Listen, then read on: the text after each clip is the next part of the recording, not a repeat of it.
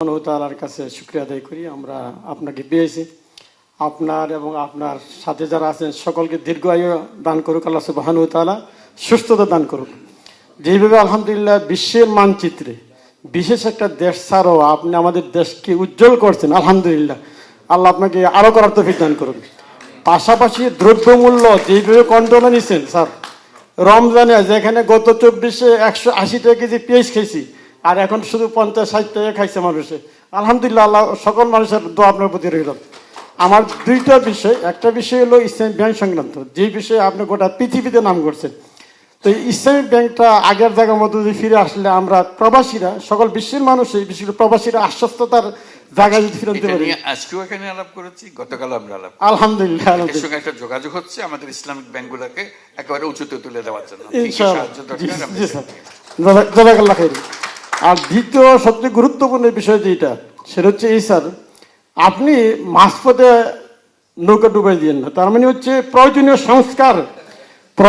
সংস্কার এবং আমাদের যে প্রাণের দাবি দৃশ্যমান বিচার হওয়ার আগে আপনি বিদায় নেন না। আপনার একটু সময় লাগবে, এই সময় আমরা দিতে প্রস্তুত আছি। এই জিনিস প্লিজ স্যার আপনি এই কাজ করবেন না। কোটি কোটি মানুষের হৃদয়ে আপনি থাকবেন এবং এই আশা আমরা করি।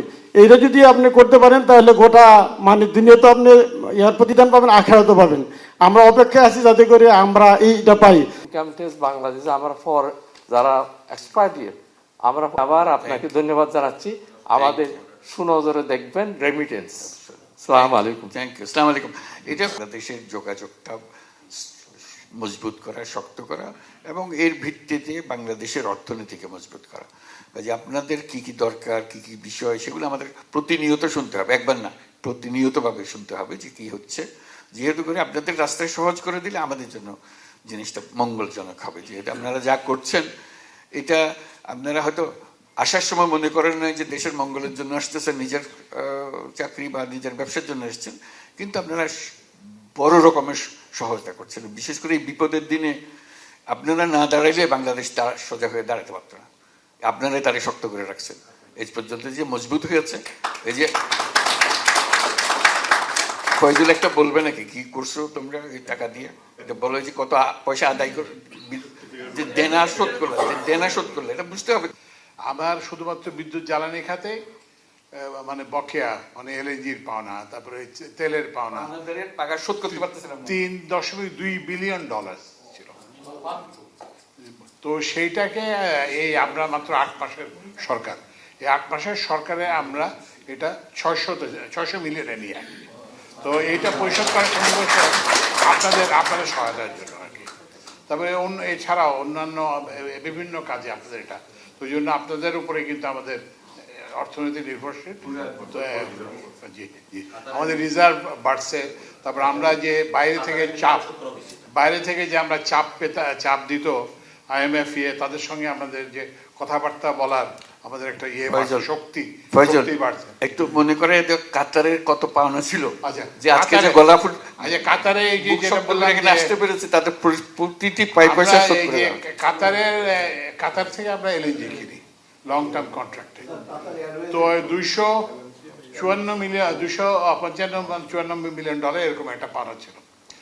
তো আমরা যেহেতু আসবেন, স্যারের যাতে মুখ থাকে এবং ওদের সামনে যাতে আমরা আপনাদের পক্ষে হয়ে দাঁড়ায় থাকতে পারি, আমরা আশা এই যে গতকালকে আমরা সব টাকা পরিশোধ করে এখন আর 1 টাকাও না। এবং আমাকে কাতারের যে মানে এনার্জি যে মিনিস্টার, সে সাদ, আমাকে হোয়াটসঅ্যাপে ধন্যবাদ জানাইছে যে এরা এটা এত তাড়াতাড়ি এটা আশা করে না। এটা আপনাদের সহায়তার জন্য এটা সম্ভব হয়েছে। আপনাদেরকে অসংখ্য ধন্যবাদ। জোরে হাততালি।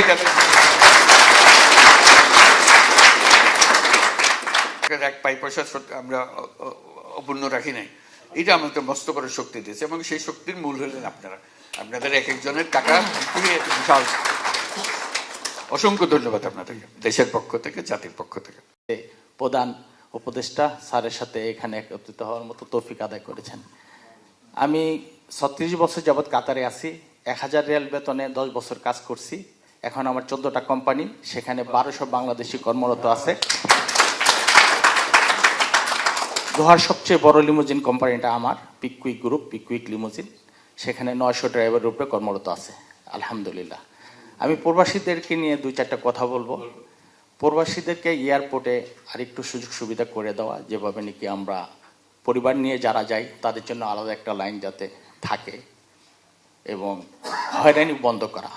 প্রায় আমরা খবরে দেখি ব্যাগগুলো কাটা হয় এবং প্রবাসীদের গায়ে হাত পর্যন্ত তোলা হয়। এই জিনিসগুলো থেকে যাতে স্যার আমাদের প্রবাসীরা আরেকটু রিল্যাক্স হতে পারে, যাতে আমরা আমাদের মনের খুশিতে দেশে প্রবেশ করলেন, এই খুশিটা যেন অনুভব করতে পারেন।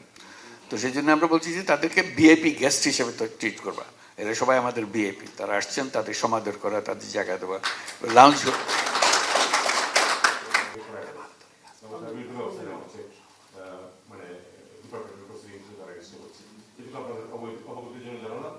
আর ইমিগ্রেশন কিন্তু আপনাদের আলাদা লাইন আছে, এবং আমি দেখেছি মোটামুটি, কিন্তু আমি কয়েকদিন আগেও তো সাধারণ মানুষ, আমি কিন্তু ভিআইপি ব্যবহার করতাম না, আমি কিন্তু সাধারণ লাইন দিয়ে যেতাম, 500 বেশি লাগতো পার, মানে ওই ইয়াটা পার করতে। মোটামুটি কিন্তু এখন ইমিগ্রেশন অনেকটা সহজ হয়ে আছে। তারপরে আপনাদের কখনো কোনো কমপ্লেন থাকলে অবশ্যই ফরেন মিনিস্ট্রিতে, এক্সপেক্টেড ফরেন মিনিস্ট্রিতে বলবেন। আমরা কিন্তু সংবেদনশীল আছি এখন, স্যার যেটা বলেছেন যে আমরা চেষ্টা করতেছি যতটুকু পারা যায় থেকে মাল আনি। বিশেষ করে বাংলাদেশি গার্মেন্টস পণ্যের এখানে যথেষ্ট আলহামদুলিল্লাহ চাহিদা আছে। আমাদের পার্শ্ববর্তী দেশগুলো থেকে কার্গোতে মাল আনার ব্যাপারে প্রাইসটা অত্যন্ত কম। সেটা অনেক বাড়ানো হবে, যেহেতু আমাদের বহু মাল আসবে এখন।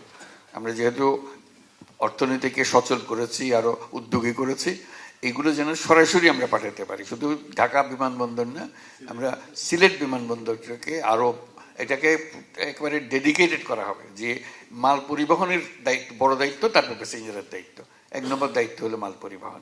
চট্টগ্রামকেও সেটা করা হচ্ছে, যে ওখানে মাল পরিবহনটুকু আগে প্যাসেঞ্জার নিয়ে ব্যস্ত, মালের দিকে খেয়াল করতো না। এটা যেন এটা অপাঙ্ক্তীয় একটা জিনিস। আমরা বলছি যে না, সেটা খুবই গুরুত্বপূর্ণ, কারণ আমাদের পুরো অর্থনীতি চলতেছে, কত মাল আমরা পাঠাতে পারলাম, কত সস্তায় পাঠাতে পারলাম।